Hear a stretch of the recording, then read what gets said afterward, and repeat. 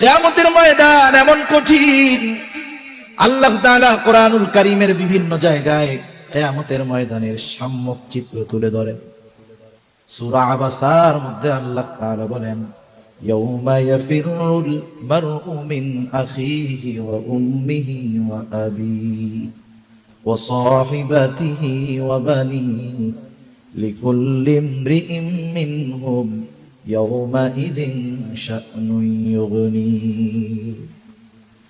দুনিয়ার মুসিবতে সন্তান যদি পড়ে, মা জীবন দিয়ে সন্তানকে মুসিবত থেকে বাঁচায়, কিন্তু পরকালের মুসিবত এমন মুসিবত, সেই দিন ভাই ভাইয়ের থেকে পলায়ন করবে, পিতামাতার থেকে মানুষ পলায়ন করবে, স্ত্রী সন্তানদের থেকে পলায়ন করবে। অথচ এই দুনিয়ায় যত ক্লান্তি তার দেখে থাকুক না কেন, যত পরিশ্রম করে দুর্বল হয়ে যাক না কেন, যখন সন্তানের চেহারার দিকে তাকায় সব কষ্ট মুহূর্তের মধ্যে সে ভুলে যায়। কিন্তু কিয়ামতের দিন ওই সন্তানের থেকে পালায়া থাকবে। প্রত্যেকটা মানুষ নিজের চিন্তায় বিভোর থাকবে। এমনও হবে, তাফসীরের মধ্যে আসছে, এক লোক আল্লাহ তাআলার কাছে দরখাস্ত করবে, বলবে, আল্লাহ, গোটা দুনিয়া সব মানুষকে জাহান্নামে দিয়ে হলেও আমাকে মাফ করে আপনি জান্নাত দিয়ে দেন। তার মানে ওই দিন আমার ভাই আমারে চিনবে না।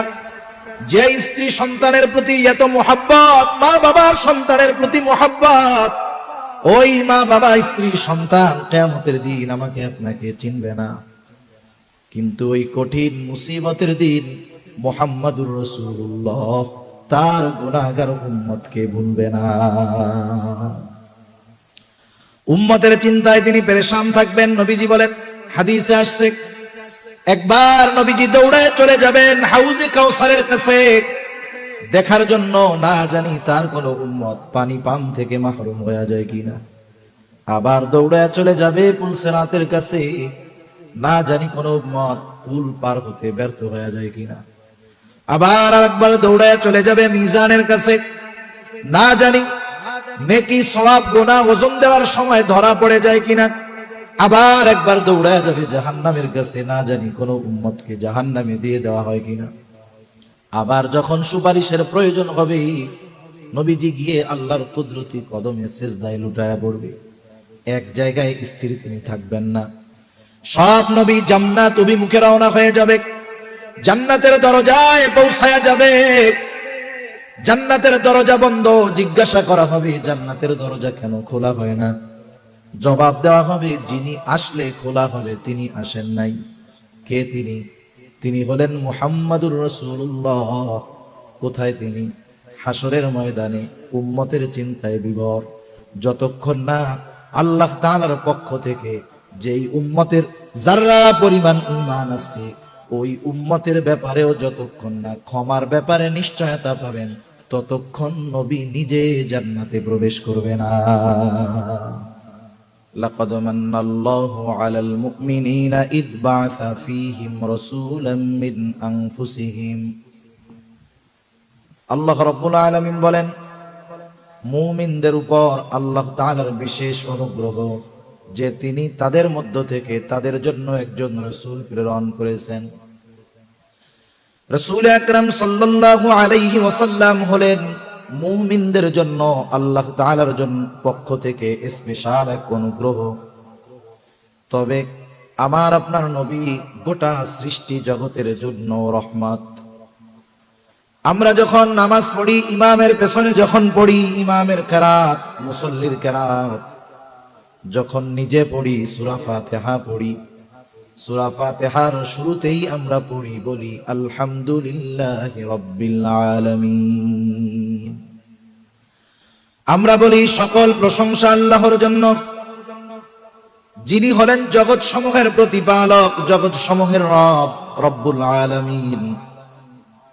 সেই রব্বুল আলামিন আমার আপনার নবীজির ব্যাপারে ঘোষণা দিচ্ছেন, জানায়া দিচ্ছেন, ওয়ামা আরসালনাকা ইল্লা রাহমাতাল লিল আলামিন।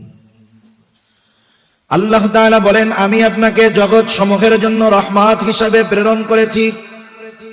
তাহলে আল্লাহ তাআলা হলেন রব্বুল আলামিন, আমার আপনার নবীজি হলেন রহমাতুল লিল আলামিন। এর দ্বারা মূল বিষয়টা দাঁড়ালো আল্লাহ তাআলা তার রবুবিয়তের বিস্তার যতদূর পর্যন্ত ছড়িয়েছেন, আমার আপনার নবীজিকে আল্লাহ তাআলা ততদূর পর্যন্ত রহমত হিসাবে ঘোষণা করেছে। আমার আপনার নবীজির নবুয়তের বিস্তৃতি ততদূর, আল্লাহ তাআলার রবুবিয়তের বিস্তৃতি যতদূর। আল্লাহ তাআলা যেই জায়গার রব, আমার আপনার নবীও সেই জায়গার রহমত। সুবহানাল্লাহ। সৃষ্টি জগতের একটা ইঞ্চি জায়গাও বাকি নাই যেই জায়গাতে আল্লাহ তাআলার রবুবিয়ত নাই, আর ওই জায়গাতে আমার আপনার নবীজি রহমত হিসাবে অভিহিত হন নাই। সৃষ্টি জগতে এমন একটা ইঞ্চি জায়গাও নাই। সুবহানাল্লাহ। এজন্য কবি অনেক সুন্দর কথা বলেন, রবুবিয়ত খুদা কি হ্যায় জাহাতাত, নবুয়তি মুস্তাফা কি হ্যায় ওহাতাত। আল্লাহ তাআলার রবুবিয়তের বিস্তার যতদূর, আমার আপনার নবীজির নবুয়াত ততদূর, তথা নবীজি গোটা সৃষ্টি জগতের জন্য রহমত। ইবনে কাসির রাহমাতুল্লাহি আলাইহি সহ ইমাম তাবারি রাহমাতুল্লাহি আলাইহি তাফসীরের মধ্যে লেখেন, যদিও রাসূলুল্লাহ সাল্লাল্লাহু আলাইহি ওয়াসাল্লাম মুমিনদের জন্য স্পেশাল অনুগ্রহ, তবে তিনি তো রহমাতুল লিল আলামিন। এই জন্য গোটা সৃষ্টি জগতের সব সৃষ্টি নবীজি রহমত হওয়ার সুবিধা তারা ভোগ করেছে।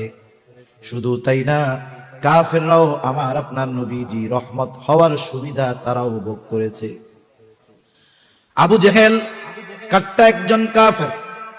আবু জেহেল একদিন নবীজির সামনে এসে আল্লাহ তাআলার কাছে দোয়া করতেছে। এখন কথা হইল, আবু জেহেল কেন দোয়া করে?